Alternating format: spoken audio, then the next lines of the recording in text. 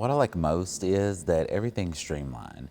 So all the assessments that we administer will work through this system, and that'll create some continuity, especially for students. We have a lot of high mobility in our school district,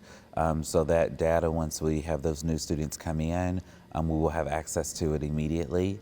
There won't be a whole lot of back and forth and trying to get access to those records, in which we have been using Trian, but I think this system is going to be more comprehensive in the nature that it's been built, and it's really going to allow for us to be able to see where the students are and what their needs are and how to get them plugged into our learning environment accordingly.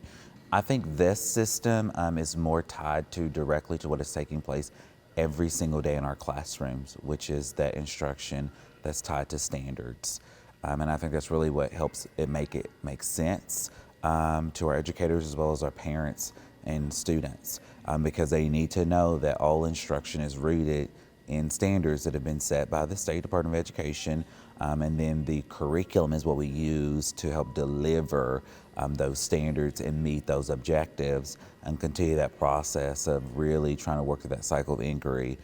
progress monitoring to ensure what we are doing is impactful, either be making progress or 100% student mastery or achievement by the end of the lesson, the unit, and as well as the grade. I want really parents and students and guardians, to understand that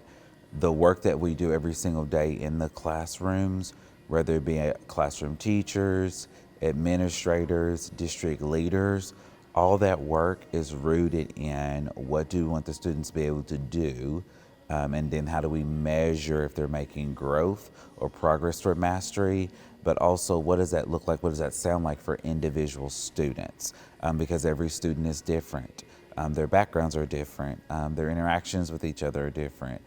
their home lives are different. So really letting them know that we're working to tailor the education that's going to be most impactful for the individual student rather than students overall.